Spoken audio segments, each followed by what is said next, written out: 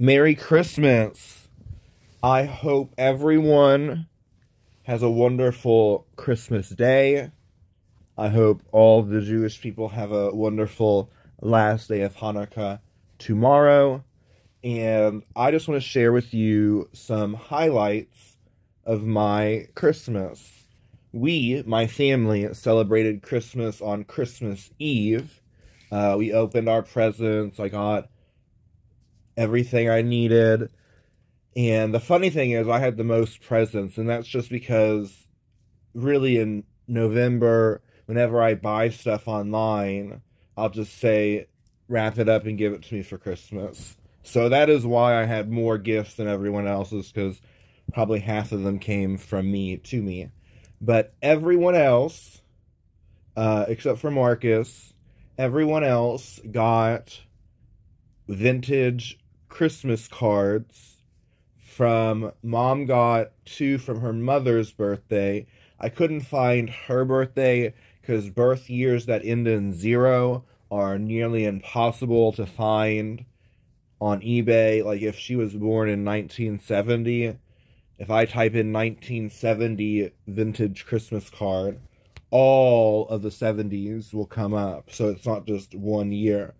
So instead of searching for a long time on eBay for a card that is described as that exact date instead of that date with an S on it, I got 2 cards.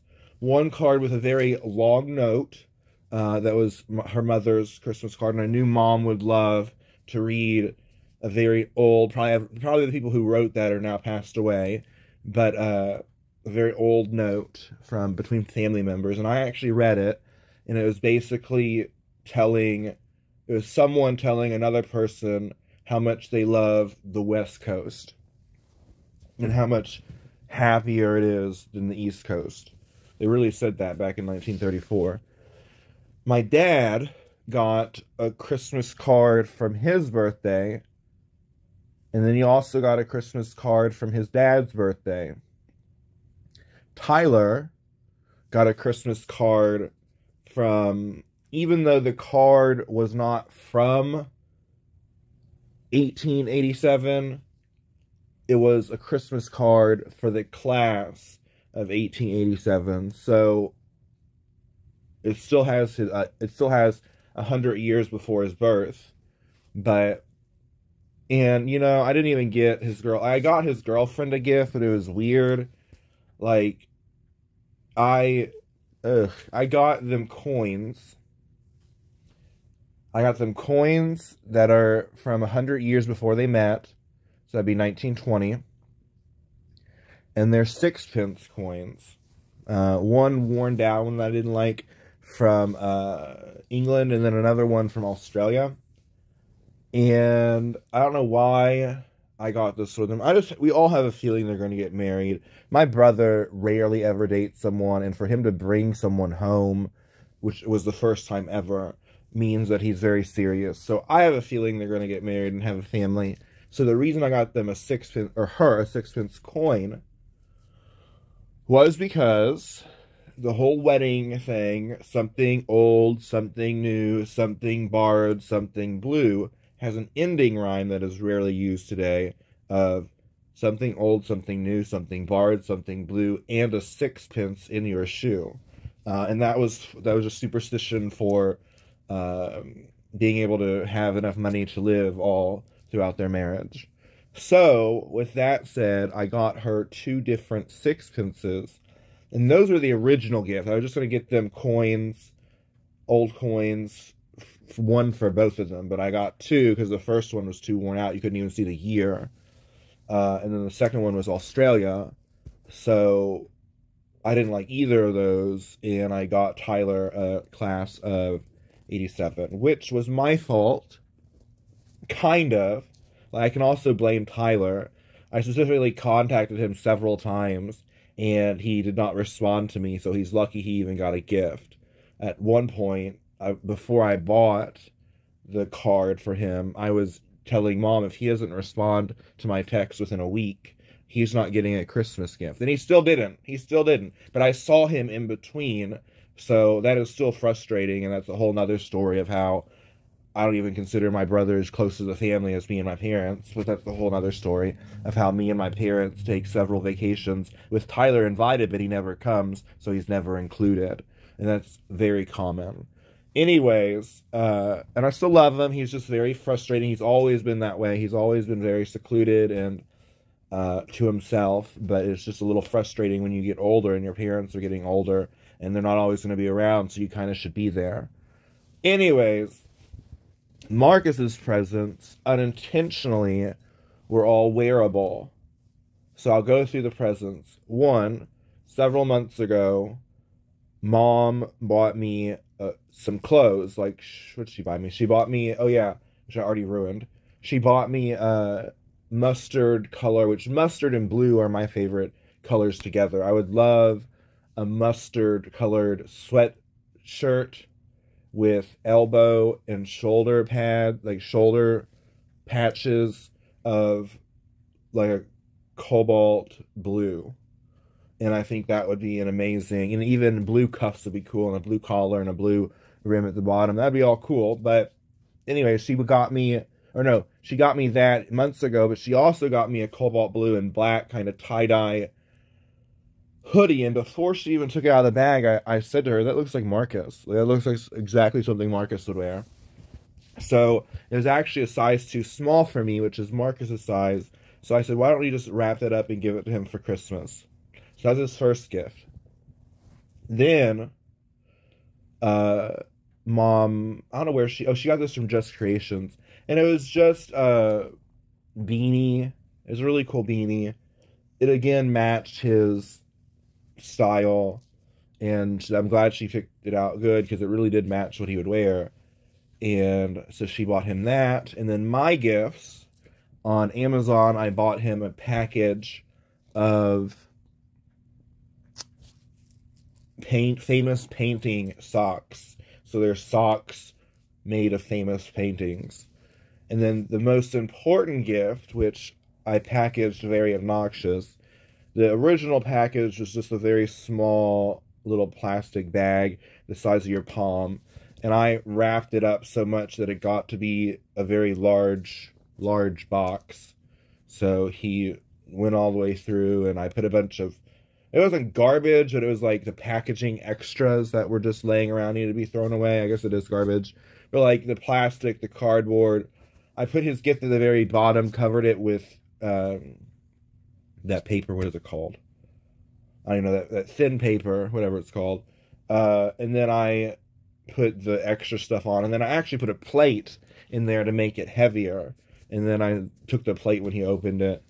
And, yeah, so that was my gag. And the whole gift was a scapular medal. Well, it's more than a scapular medal. It's a religious medal with multiple medals on one item. There was a cross. And I got that blessed by the Archbishop. And, yeah, he wears it now. And it's supposed to, no, Sim Sam. It's supposed to, replace the scapular that he's enrolled in, which is a whole other story. Another story from Christmas Eve has to do with Marcus. Marcus texts me the day before that he should be getting off around 6, meaning he should be at my parents' house by at least 6:30. So Marcus texted me earlier today saying he couldn't get the cranberry juice. He just couldn't get it. So I had to go get my own cranberry juice for the cider, which was fine. And so he texted me that probably around 1. And then around 5, I asked him if he's going to bring his dog. And he didn't text back, he's at work, so whatever. And then 6 o'clock comes around, and I've been texting him a couple times, and he doesn't respond. So around 6:05, I call him, and his phone is dead. So that gets me concerned, because I already know his car is not that reliable. And the way he drives to my parents' house, the roads are not in a good condition with all the snow. And you really shouldn't even be driving up it. So I was worried maybe he's stuck somewhere and now his phone's dead. So what are we going to do? This is how much my family will do for me.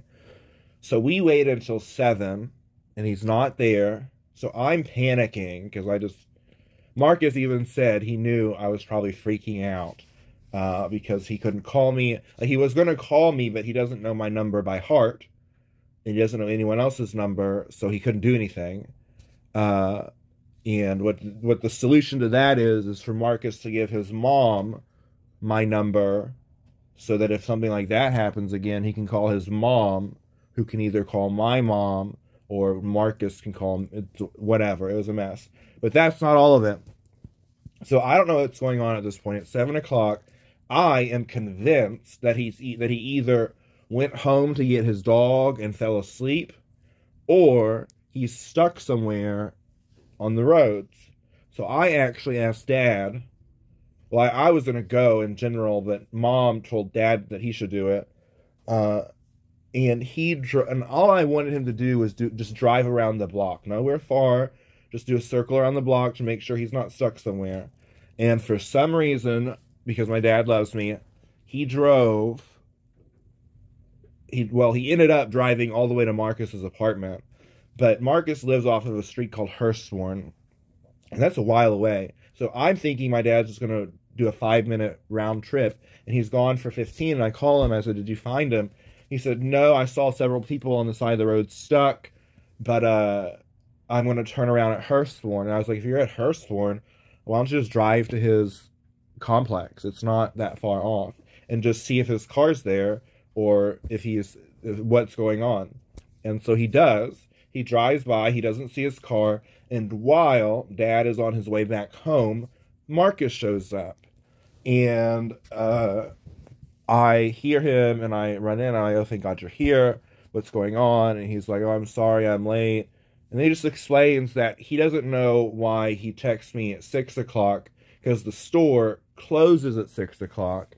So I think he thought they would let him go without closing, and that's not the case. He had to close. So he wasn't even ready to leave until 7. He doesn't know where his phone is. He thinks it's at work, but he couldn't find it at work, and he couldn't find it in his car. So he doesn't know where his phone is, and that's why he wasn't answering. And it was just a mess. It was a horrible mess, and I'm just so glad it worked out. Because if he didn't show up, like we had, again, I just said we had 4 presents for him. He was supposed to go to midnight mass with me. I just would have really put a bad taste in my mouth for Christmas. And I'm just really grateful that he was able to show up, even though it was very dramatic. I can't believe my dad, he couldn't either. He's like, "You didn't have to go that far." And I was like, I wasn't planning on going that far. The original plan was to go around the block, but Dad went far, and then I asked him to go further.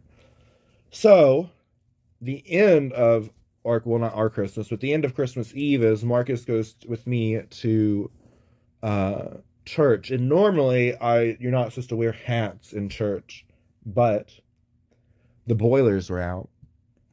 So, there was no heat in church, and you could literally see your breath. That's why you see people wearing hats right in front of you and scarves. Like, everyone was cold. It was cold. I had my whole jacket on. I had just changed to something lighter than what I was originally wearing because I was warm inside, which was a mistake.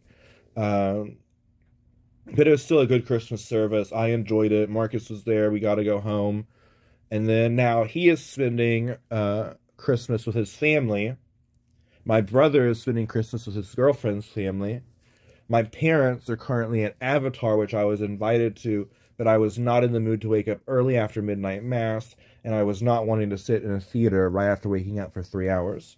So, instead, after my parents get out of Avatar, we're going to go back over to their house, and we're going to watch a new movie that I think everyone knows about called Violent Night. It's a Christmas movie, and I, with my family, well, it's my tradition that I started, but watching Christmas horror movies. And I really like that every year nowadays, a new Christmas horror. This was not horror, it's action, but still, it's a dark Christmas movie. So, anyways, Merry Christmas. Remember to tell at least one ghost story. Keep it spooky. God bless, and Hail Mary.